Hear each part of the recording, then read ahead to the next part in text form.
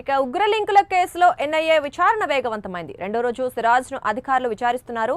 ఆర్థిక లావాదేవీలు, బ్యాంక్ అకౌంట్లు, పరిచయాలపై ఆరా తీస్తున్నారు. విజయనగరం 2 టౌన్ పిఎస్ పరిధిలో వివరాలను సేకరిస్తున్నారు. సిరాజ్ను కస్టడీకి ఇవ్వాలని కోర్టును పోలీసులు ఆశ్రయించనున్నారు. మరింత సమాచారం మా ప్రతినిధి నాగేంద్ర ప్రసాద్ అందిస్తారు.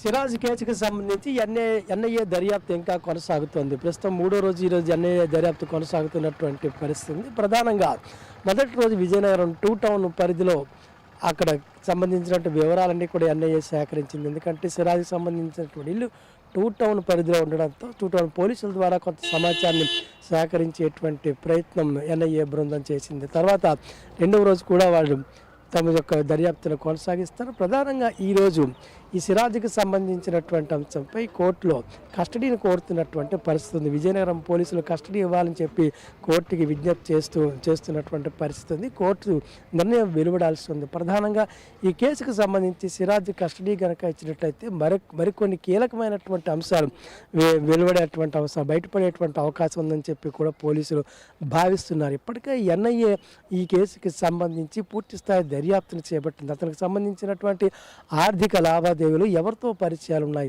అలాగే సౌదీ నిజంగా వెళ్ళాడు, ఎన్నిసార్లు వెళ్ళాడు, ఎవరు ప్రమేయంతో వెళ్ళాడు, అలాగే అతనికి పేలుడు పదార్థాలు కొనుగోలు చేసేందుకు వచ్చినటువంటి డబ్బు ఎట్టి నుంచి వచ్చింది, అతని బ్యాంకు ఖాతాల్లో ఎంత సొమ్ము ఉంది, దీనికి సంబంధించిన ఆర్థికపరమైన లావాదేవీలతో పాటు అతనికి సంబంధించినటువంటి సామాజిక మాధ్యమాలు, అతనికి ఉన్నటువంటి అకౌంట్లన్నీ కూడా పరిశీలిస్తున్నటువంటి పరిస్థితి. ఈ అకౌంట్లలో అతనికి ఎవరెవరితో పరిచయాలు, అలాగే ఆయన్ని అరెస్ట్ చేసినప్పుడు స్వాధీనం చేసుకున్నటువంటి సెల్ ఫోన్లో ఉన్నటువంటి కాల్ డేటాను, అలా ఎవరెవరితో పరిచయాలు ఉన్నాయి, ఎవరెవరితో మాట్లాడారు, ఇలాగ అనేక అంశాలు, కుటుంబ నేపథ్యాన్ని కూడా ఈరోజు ఎన్ఐఏ తన దర్యాప్తు పరిధిలోకి తీసుకుని విచారణ కొనసాగిస్తున్న పరిస్థితి. ప్రధానంగా ఆయన కుటుంబ నేపథ్యం, ఎలా కుటుంబంతో ఉండేవాడు, సిరాజ్ అనేటువంటి వ్యక్తి బీటెక్ వరకు చదువుకున్నటువంటి వ్యక్తి, ఇలాగ అసలు ఈ ఉగ్రవాద భావజాల వైపు ఎలా మళ్ళీ అనే దానిపై కూడా ఎన్ఐఏ అనేటువంటిది ఒక దర్యాప్తులో భాగంగా పరిశీలిస్తున్నట్టుగా తెలుస్తోంది.